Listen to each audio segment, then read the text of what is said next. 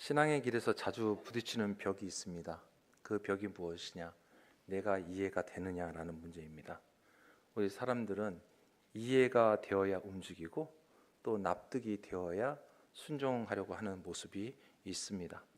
그러나 하나님께서는 바로 우리의 이해를 기다리지 아니하시고 하나님의 그 뜻을 먼저 앞세우시는 것이 얼마나 많이 있는지 모릅니다. 그래서 믿음은 내가 이해하고 순종하는 길이 아니라 주님의 뜻이 먼저이고 그 뜻을 따라가며 그리고 그 주님의 길을 뜻을 따라가면서 이해가 열리는 길이 바로 믿음이다라고 할 수 있습니다. 오늘 본문에서 나오는 등장인물 아나니아와 사울을 통해서 사실 오늘 그 사실을 분명하게 보여주고 있습니다. 나의 이해가 아니라 주님의 뜻이 먼저라는 사실을 이야기합니다. 먼저 본문을 보게 되면 주님께서 다메섹의 제자 아나니아를 부르시는 장면으로 시작을 하고 있습니다. 아나니아야 라고 하실 때 아나니아가 뭐라고 대답합니까? 주여 내가 여기 있나이다. 어디서 많이 들어보셨죠? 이사야 6장에 이사야가 소명받는 장도 이사야가 주여 내가 여기 있나이다 나를 보내소서 라고 고백을 합니다. 자, 믿음의 사람의 기본된 자세가 바로 이 모습이다라는 것을 우리는 알 수가 있는 것이죠. 주님의 명령은 이 아나니아의 마음을 사실 이제 들었을 때 단번에 얼어붙게 만들었습니다. 그 명령이 무엇이냐? 일어나 집가라는 거리로 가서 유다의 집에서 다섯 사람 사울이라 하는 사람을 찾으라라는 명령입니다. 자, 사울을 가서 만나라고 합니다. 네? 누구요? 내가 아는 그 사람 사울이요? 사울이라는 이름 자체는 이미 그 당시의 교회는 공포의 대상이었죠. 사울은 예루살렘에서 성도들을 핍박하고 결박해서 끌고 가던 사람입니다. 그리고 이 다메섹에 오는 이유도 바로 핍박하려는 목적을 가지고 온 사람이라는 것입니다. 아나니아는 그 사실을 너무나 잘 알고 있었기 때문에 그래서 주님께서 명령하셨을 때 13절에 우리가 읽었던 것처럼 그렇게 이야기합니다. 주여 이 사람이 예루살렘의 주의 성도들에게 어떻게 행한 것을 내가 여러 사람들에게 이미 들어서 너무나 잘 알고 있습니다. 그런데 그 사람을 만나라고요? 찾으라고요? 바로 여기에 인간적인 이해가 들어가 있다는 것이죠. 근데 이 말에는 두려움이 있었고 또 자기의 상식이 그 안에 들어가 있었고 그리고 경험이 있었고 계산적인 것들이 들어가 있는 말이었어요. 어떤 결과가 무엇입니까? 주님 만날 수 없습니다라는 겁니다. 이미 안에는 결론이 되어 있다라는 거예요. 그런데 주님의 대답은요, 아나니아를 이해시키고 설득하시는, 그래서 안심시키는 방식이 아니라 주님의 큰 뜻을 오히려 선포하고 계시는 것을 보게 됩니다. 15절이에요. 주께서 이르시되 가라, 이 사람은 내 이름을 이방인과 임금들과 이스라엘 자손들에게 전하기 위하여 택한 나의 그릇이라. 그리고 말씀하십니다. 16절, 그가 내 이름을 위하여 얼마나 고난을 받아야 할 것을 내가 그에게 보이리라. 아멘. 자, 분명하게 여기서 알게 되는 대목이 있습니다. 우리 주님은요, 사울이 어떻게 살아왔는지 몰랐던 분이 아니세요. 그의 삶이 어떠했는지 이미 너무나 잘 알고 있습니다. 교회에 대한 악행이 어떠했는지 우리 주님은 다 알고 계세요. 그럼에도 불구하고 어떻게 합니까? 그를 택하였다. 이게 주님의 뜻입니다.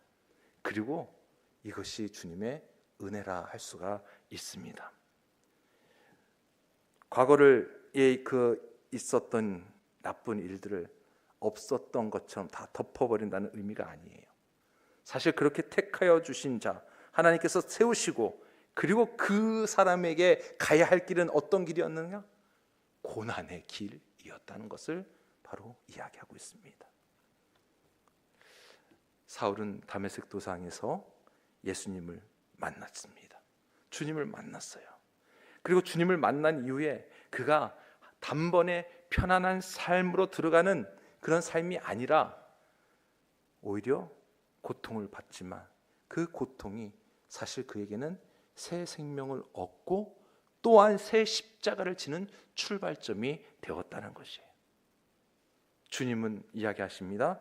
내 이름을 위하여 고난 받을 자, 내 이름을 위하여 고난 받을 자로 바로 사울을 택하셨다라는 겁니다. 여러분 한번 생각해 보세요. 사울이 어떤 사람이었습니까? 스데반과 수많은 성도들이 흘린 눈물과 피, 그리고 그 고난의 현장에 늘 언제나 있었던 사람은 바로 사울이었습니다. 그런데 하나님께서는 이제는 반대로 이 사울을 복음을 위해 갇히고 고난받고 배고프고 때로는 매맞고 헐벗고 위험을 당하며 교회를 위하여 이제 나아가는 삶으로 하나님이 바꾸시겠다는 겁니다. 여러분, 그러면 세상의 눈으로 한번 보자고요. 아이고 고소하다 할 수 있지 않겠습니까? 하나님께서 보복하셨다 판단할 수 있지 않습니까? 근데 이거는 사람의 생각이에요. 보복이는 보복이지만 우리 하나님께서는 어떤 증오의 보복으로 이것을 이 사람을 택하여 그렇게 쓴 것이 아니라 사실 사랑과 은혜로 주어진 은혜로운 보복이다라고 할 수가 있는 것이에요. 주님은 죄인을 벌주기 위해서가 아니라 그 죄인을 다시 새롭게 하시기 위하여 그 죄의 길을 걸어갔던 것을 꺾으시고 그리고 죄의 값을 십자가의 길로 다시 바꾸어 주신 분이 바로 우리 주님이시라는 것을 우리는 알게 됩니다. 사울에게 주어진 고난은요, 그가 평생을 교회를 핍박하고 믿는 사람들을 괴롭혔기 때문에 얻었던 멸망의 징벌이 아니라 오히려 그를 향한 사도 사울을 사랑했던 그리고 사명으로 부어주시는 주님의 손길이었다라는 것을 우리는 압니다. 자, 그렇다면 그럼 왜 굳이 사울에게 직접 주님께서 일하시지 왜 아나니아를 통해 가지고 하나님 일하셨을까? 왜 아나니아를 부르셔서 이 일을 맡기시는 것일까라는 질문을 던져볼 수가 있어요. 자, 우리 주님은 일하실 때 사람을 사용하십니다. 사람을 들어 사용하셔요. 그리고 그 사람의 순종함, 그 사람의 순종함을 통해서 하나님께서는 강력하게 일을 진행해 가시고 역사를 만들어 가신다는 사실을 우리는 성경에서 늘 볼 수가 있습니다.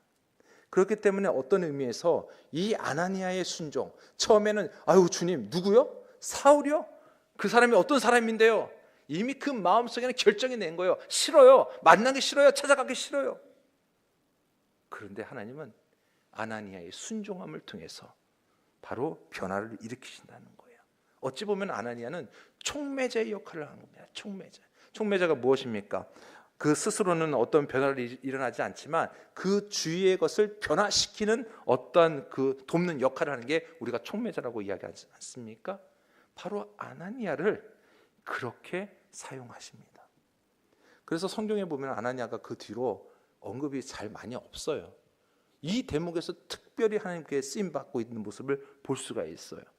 사울의 회복 그리고 교회의 안정을 위해서 사용하고 계십니다. 아나니아에게 이야기합니다. 가라! 이 가라는 명령 앞에 처음에는 두려웠습니다. 왜? 인간의 마음이 앞섰기 때문이에요. 그런데요, 이것이 사실은 두려운 마음은 정상입니다. 사람이 있기 때문에 두려워하는 거예요.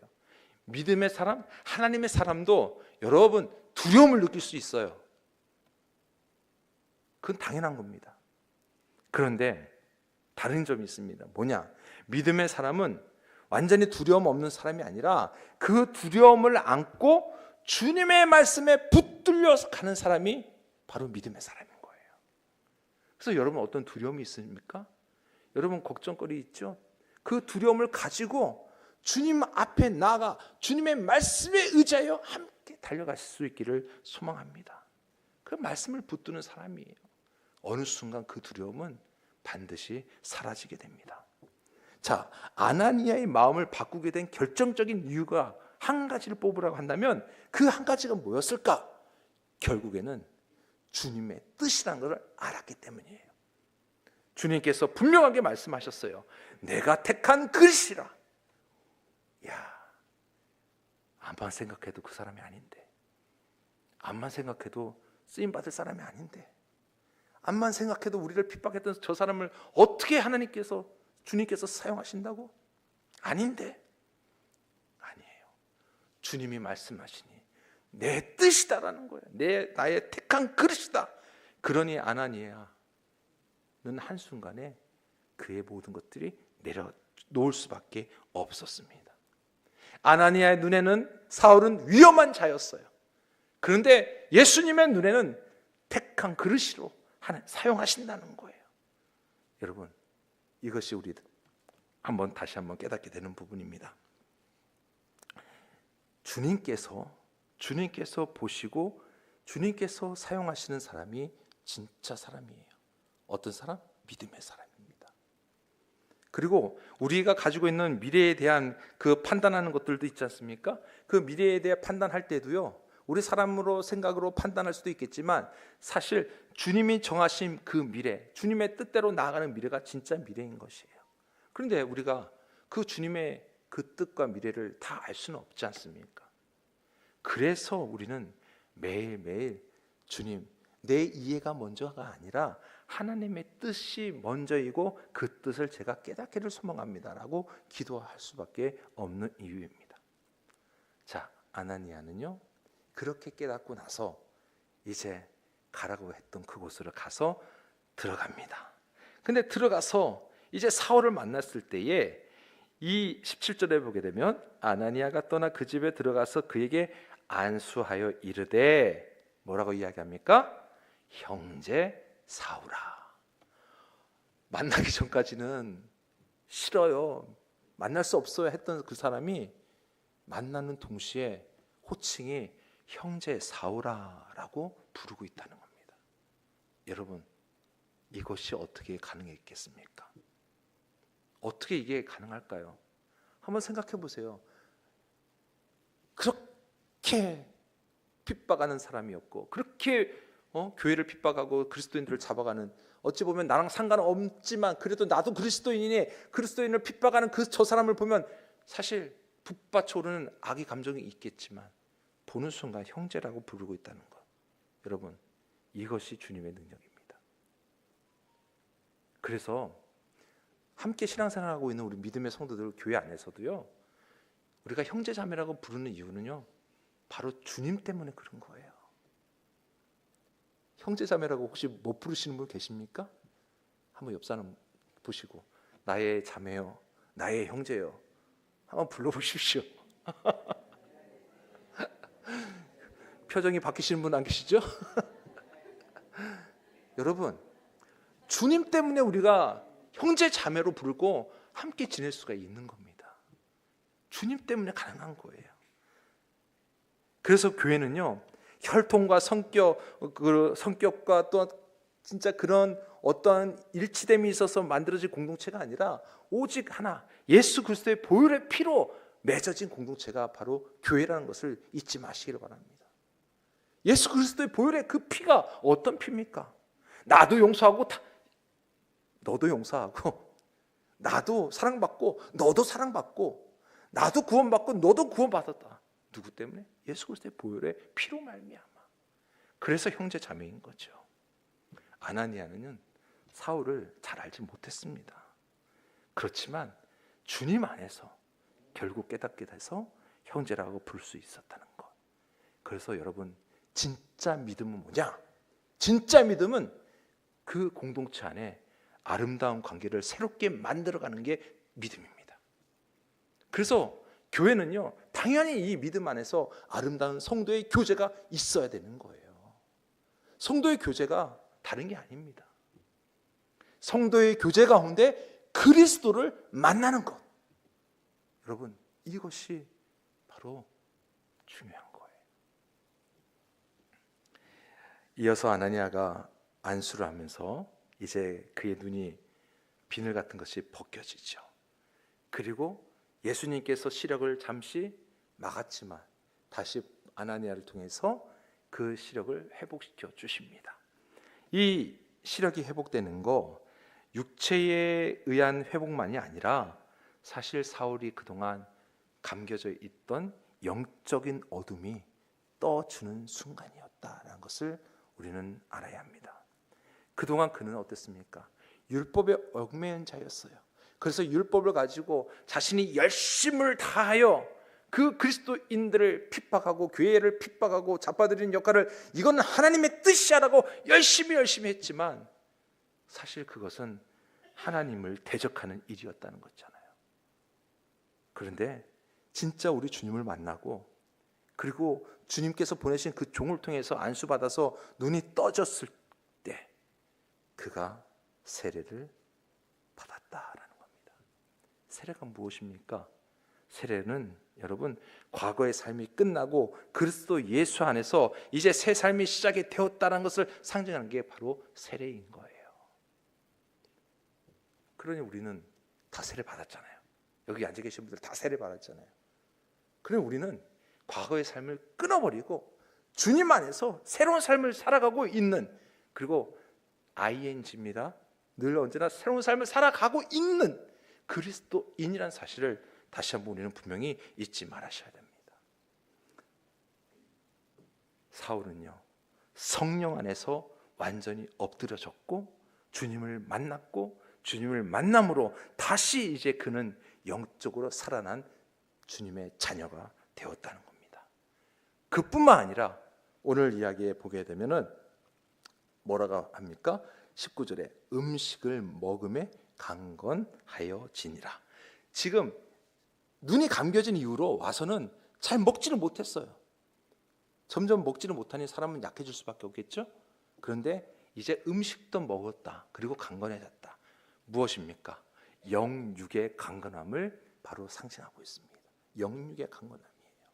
그래서 주님의 일을 하기 위해서는 육체적인 부분도 강건해하셔야 됩니다. 성도 여러분, 건강의 복이 올 한해 있으시길 주의 이름으로 축원합니다. 왜요? 주님 일 감당하기 위해서 그래야 된다는 것이에요. 자, 아나니아와 이제 그리고 그 다메섹에 있는 제자들과 이제 함께합니다. 이것이 무엇을 이야기하느냐? 사울이 회복할 수 있는 통로가 되었다는 겁니다.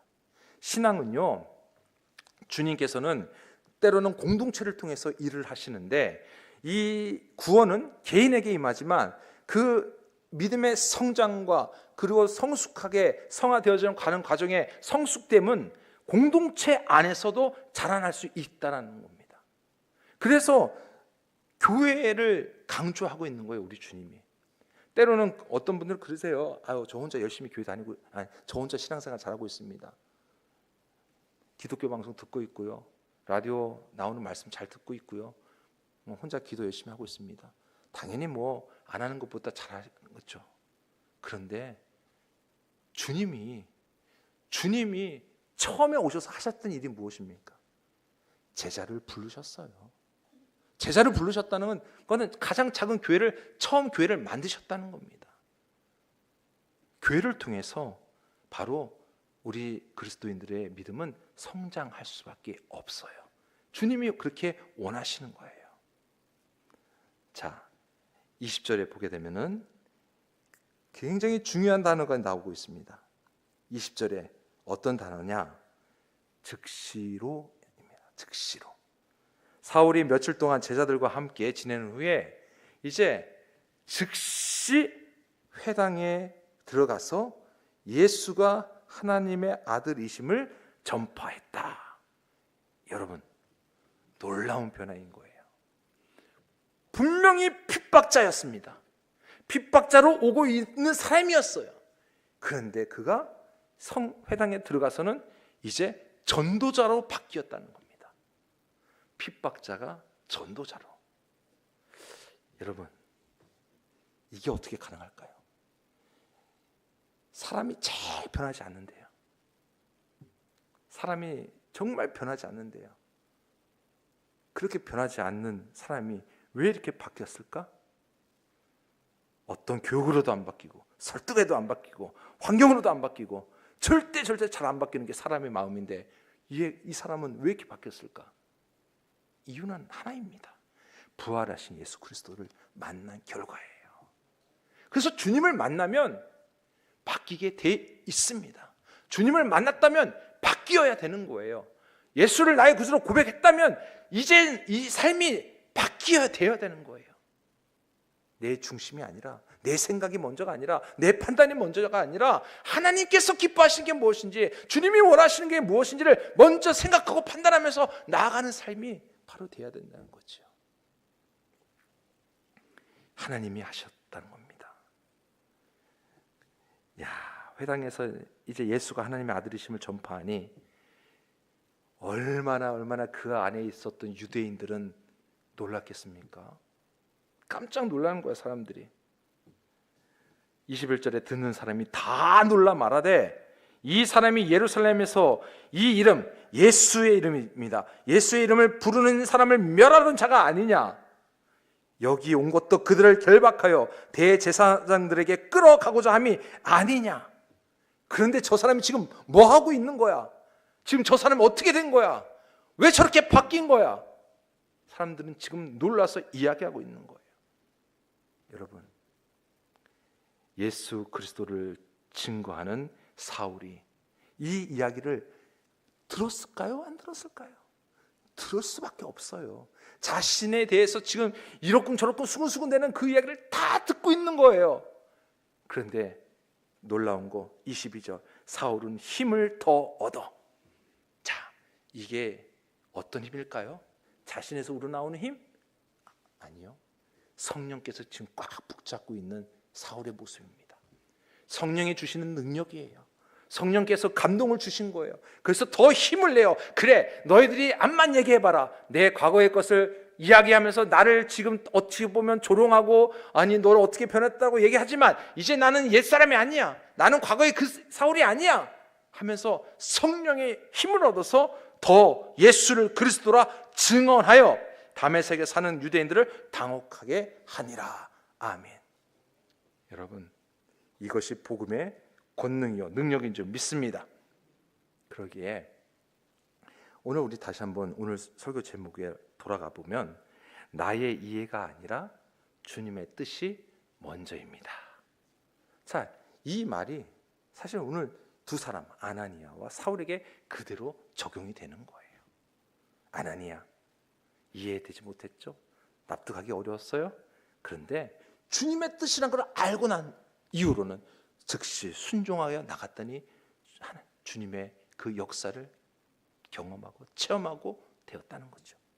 사울, 자신이 옳다고 확신하고 자신이 하나님을 섬긴다고 이해하면서 그 온갖 나쁜 일들을 다 했지만 사실 돌아보니 그게 옳은 일이 아니었다는 거, 자신이 틀렸다는 거, 그리고 이제는 내 인생의 주인이 내가 아니라 우리 주님이십니다라고 그 모습이 완전히 바뀌게 되는 것. 성도 여러분, 우리는 어떻습니까? 나 자신에게 이 오늘 설교 제목을 다시 한번 던져보시기 바랍니다. 나의 이해가 먼저 아니었는가?